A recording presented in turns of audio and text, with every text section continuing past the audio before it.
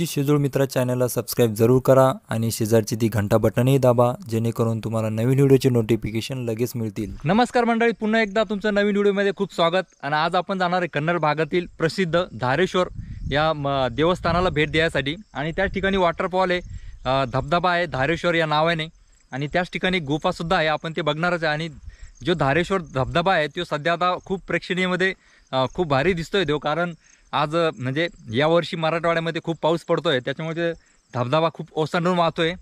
आणि आज पुन्हा आम्ही दोघं सोबत आहे। आणि ही जी डोंगर रांगा दिसते ना, अजिंठा सातमाळा डोंगर रांगा आहे। आणि याच डोंगर रांगेमध्ये आपण या साईडला जर बघितलं तर त्या साईडला अंतूर किल्ला, समोर अशी अजिंठा डोंगर रांगा लागत समोर एक धारेश्वर लागतं।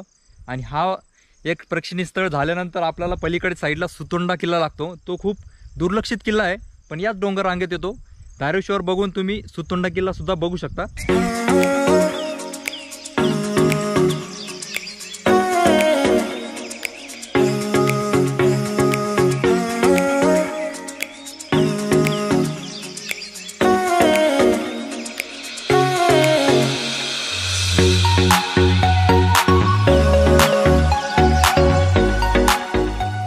मित्रांनो, इतका जबरदस्त लोकेशन आहे ना इतका निसर्ग आहे अजिंठा डोंगर रांगामध्ये।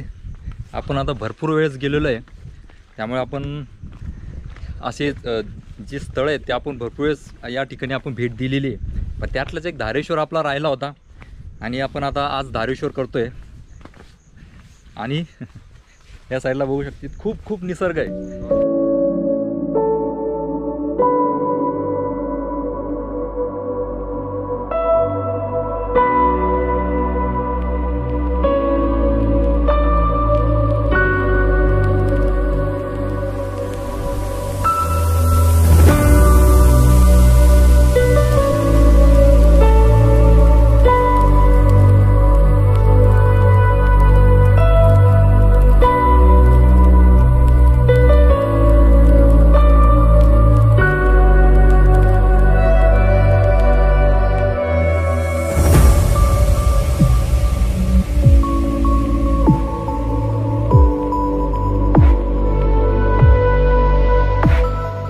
मंडळी, अर्ध्यामध्ये आल्यानंतर आपल्याला या साईडला सुतोंडा किल्ला दिसतोय। मी सांगितलं तुम्हाला की सुतोंडा किल्ला सुद्धा आहे, पण आपण फुलंब्री मार्गे जर आलो तर आपल्याला फक्त धारेश्वरच करता येतं।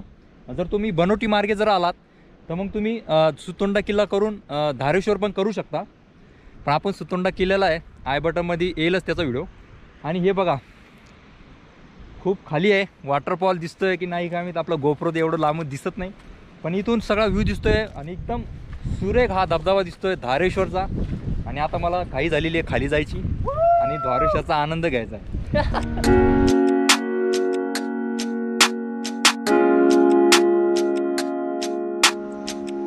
मंडळी, इथून आता आम्ही असं चालत आलेलो आहे आणि असा रस्ता इथे जातोय। हा जो पॅच आहे ना हा खूप अवघड आहे। तुम्हाला जर फारसा एक्सपिरियन्स जर असेल ट्रॅकिंगचा तर तुम्ही या रस्त्याने येऊ शकता। जर नवीन असताल तर तुम्हाला खूप काळजीपूर्वक या ठिकाणून यावं लागेल।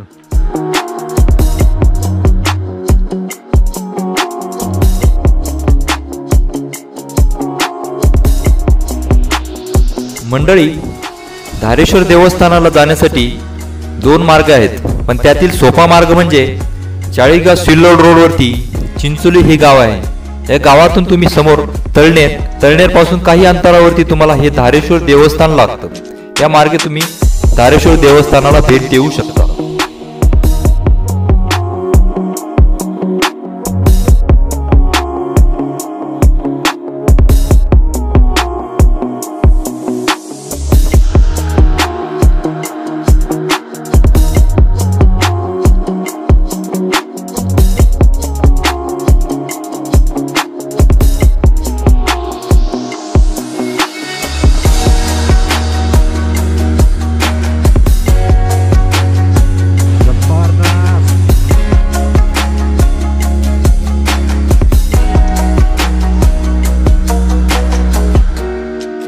फायनली मित्रांनो, धारेश्वरचा धबधबा आपला नजरेस पडतोय आणि याच्यावरती सुद्धा 2-3 धबधबे आहेत, पण आपण ते खूप जंगलामध्ये आहे। आपण या धारेश्वरला धबधब्याला आपण भेट देतोय बघू शकता किती उंचवून हा धबधबा पडतोय। आणि ही बघा ही कातळकडा, ही अशी पूर्ण मजबूत कातळकडा आहे। आणि याच कातळकड्याच्या वरती या ठिकाणी काही लेणी आहे, काही गुफा वगैरे कोरलेल्या आहेत त्या ठिकाणी। आपण त्या ठिकाणी नाही जाऊ शकत, कारण त्या ठिकाणी रस्तासुद्धा नाही आहे। आपण फक्त वॉटरफॉल शेजारी एक गुफा आहे, त्या ठिकाणी धारेश्वर महादेवाचं मंदिर आहे, गुफा आहेत आतमध्ये, त्या ठिकाणी आपण दर्शन घेणार आहे आणि बाकीचं वॉटरफॉलचा आनंद घेणार आहे। पण वॉटरफॉल खूप ओसंडून वाहतोय, त्यामुळे काळजी तर घेणंच आहे।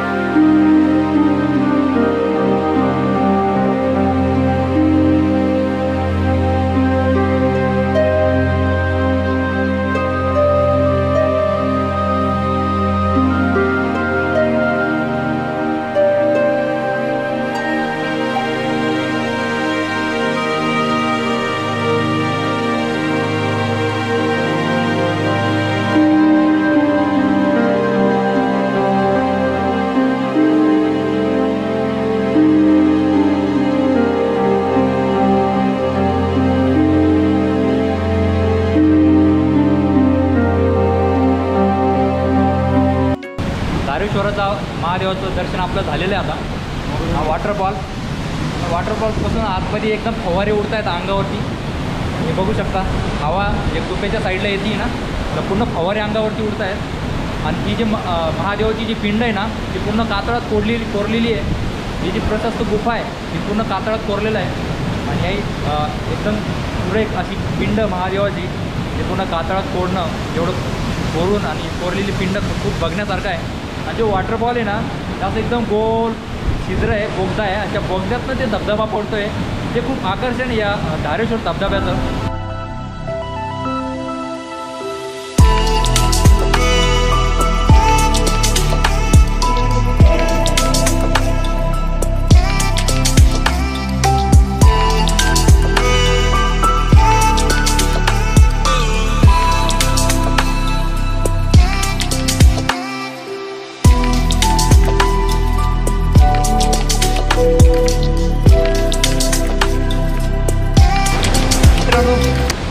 बघू शकता असा गोल बोगदा आहे, त्या बोगद्यातनं पूर्ण हे पाणी पडतं आहे।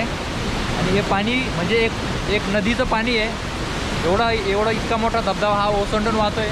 त्यामुळे कृपया धबधब्याखाली जायचा प्रयत्न करू नका, कारण या ठिकाणी खूप मोठे काही घटना घडलेल्या आहेत। या ठिकाणी काही जणांना जीव गमावा लागला।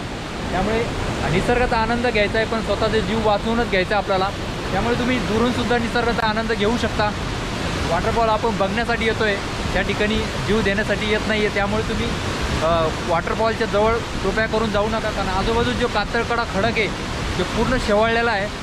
आम्हीसुद्धा जे बाबा आहे पुजारी, त्यांनासुद्धा विचारलं होतं, ते म्हणले धबधब्याजवळ कृपया करून जाऊ नका, कारण ते पूर्ण शेवाळलेलं आहे आणि तुमचा ॲक्सिडेंट होऊ शकतो, तुम्ही पाण्यात पडू शकता।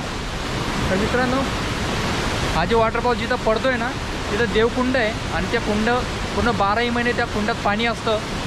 आणि त्यामुळेच या ठिकाणी देवस्थान पुरातनांनी बनवलं असेल। आणि ही जी पिंड आहे आतमध्ये पूर्ण कातळात कोरलेली आहे, आणि असा हा इथला परिसर आहे।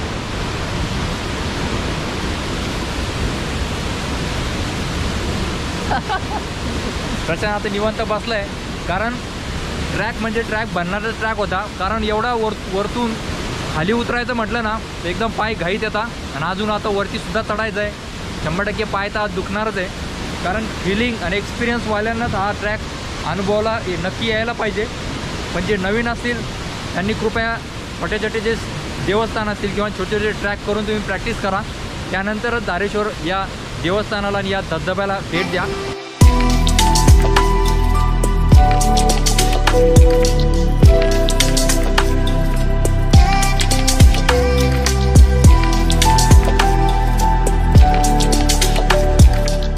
तर मित्रांनो, असा धारेश्वरचा धबधबा आणि देवस्थान आपण आज पूर्ण केलेलं आहे. आणि आजचा व्हिडिओ तुम्हाला कसा वाटला ते कमेंट करून नक्की कळवा.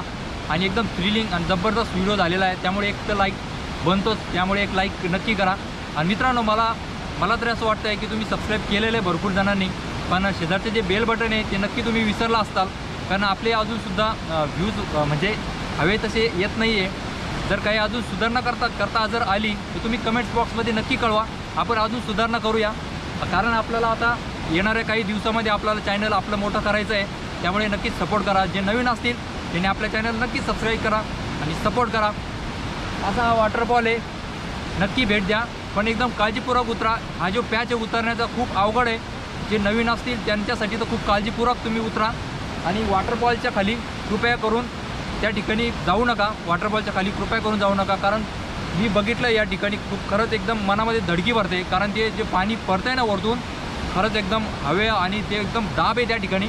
जर तुम्ही यदाकदाची वॉटरफॉल खाली जर गेलात आणि त्या पाण्याखाली जर पडलात ना तर एकदम काही पण होऊ शकतं. त्याच्यामुळे कृपया काळजीपूर्वकच या देवस्थानाला भेट द्या. आपण देवदर्शनासाठी आलेलो असं समजून देवदर्शन करायचं आणि वॉटरफॉलचा बाहेरूनच आनंद घ्या, लांबूनच आनंद घ्या. आणि आता आपण वरती जातो आहे, वरचा पण थ्रिलिंग बघा. कारण उतरायचा जेवढं अवघड आहे तेवढं चढणंसुद्धा खूप अवघड आहे. त्यामुळे पुढचा पण व्हिडिओ बघा.